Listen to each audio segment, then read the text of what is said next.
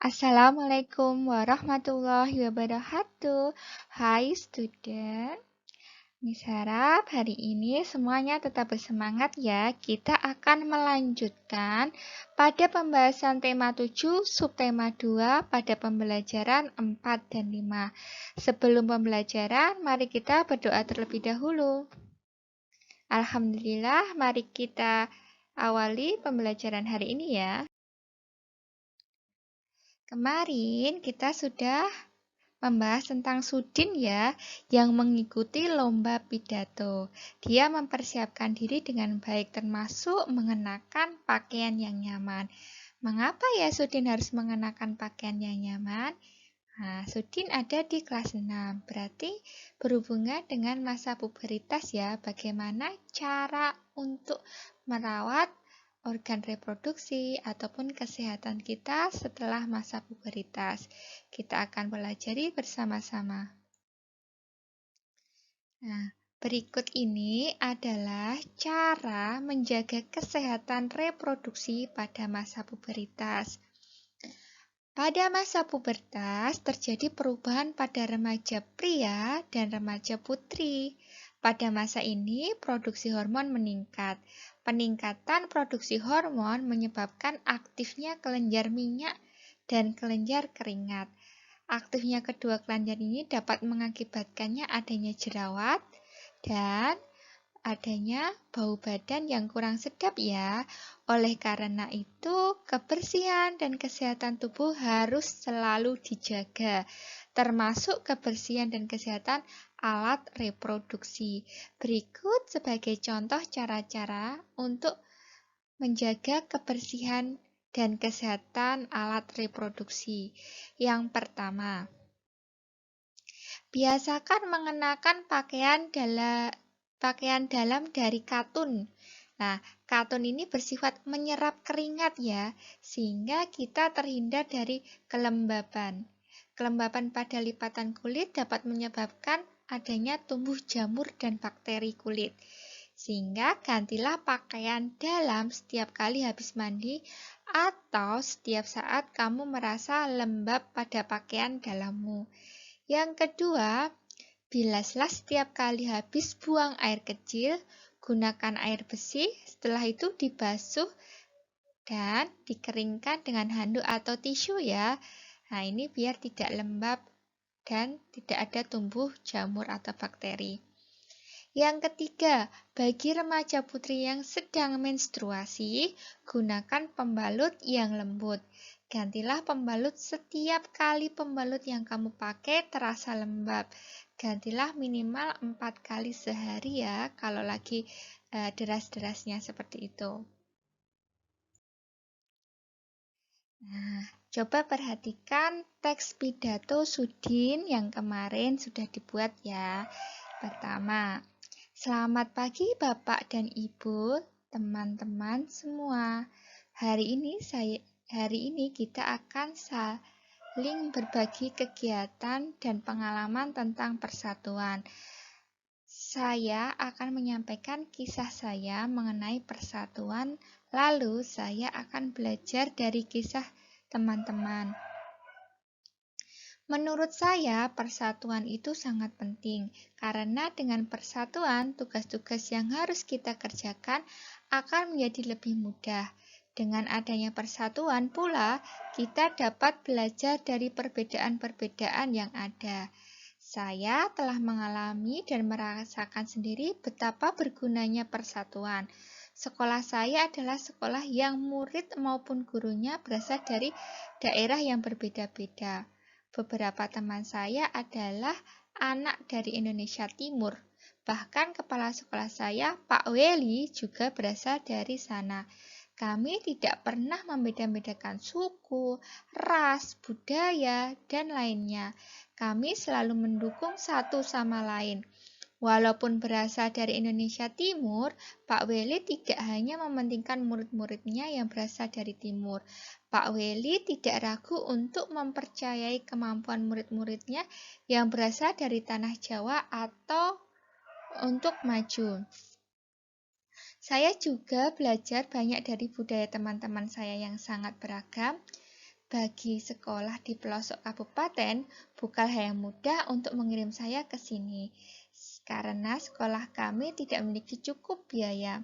Kepala sekolah kami memiliki cara yang cerdik untuk mengumpulkan dana.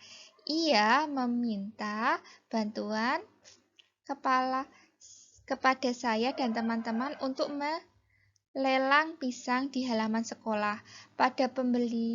Para pembelinya merupakan pejabat-pejabat di daerah, Pak Bupati, Pak Camat, Pak Lurah, bahkan Ketua RW atau Ketua RT hadir mendukung. Meskipun hanya saya yang datang ke sini, namun di belakang saya semua ikut berpartisipasi. Itulah mengapa saya sudah merasakan bahwa persatuan sangat penting dan berguna. Itulah pengalaman saya tentang persatuan. Bagaimana cerita teman-teman?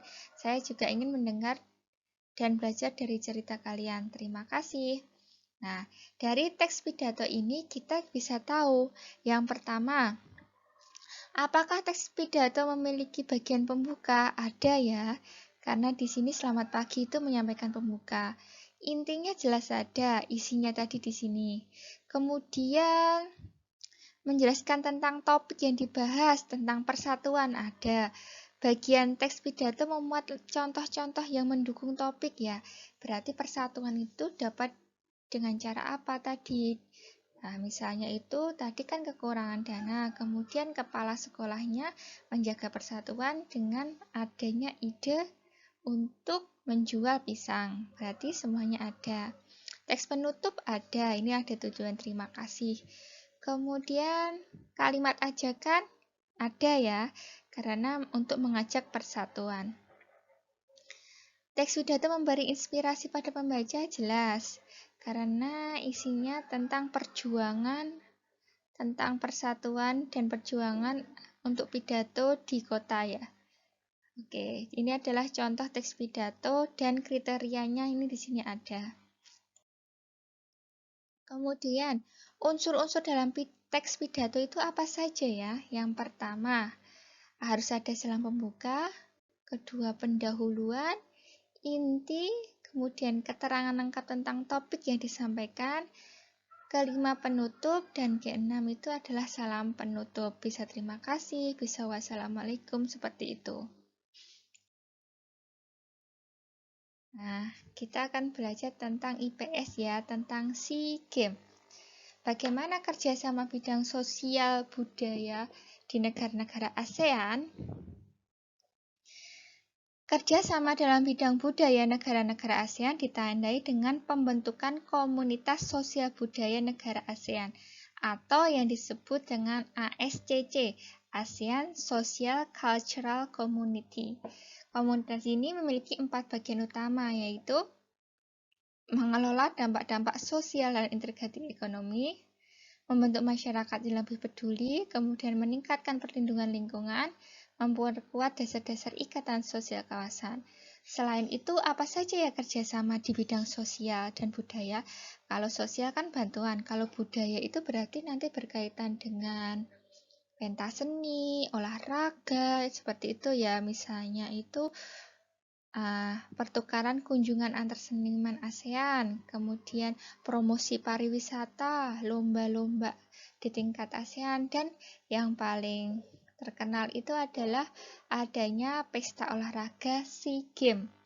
SEA Games itu kawasannya hanya Asia ya. Kalau Asia Games itu kawasan Asia, kalau cuma SEA Games itu hanya Asia Tenggara.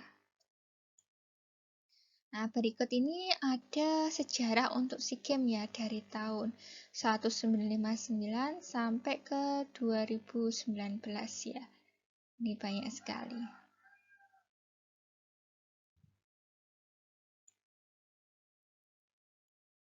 Oke, sekarang untuk pembelajaran 5. Apakah menjaga persatuan dan kesatuan hanya tugas pemimpin saja? Apa yang harus dapat dilakukan untuk meningkatkan persatuan dan kesatuan ya? Contohnya meningkatkan persatuan dan kesatuan itu dari segi budaya bisa.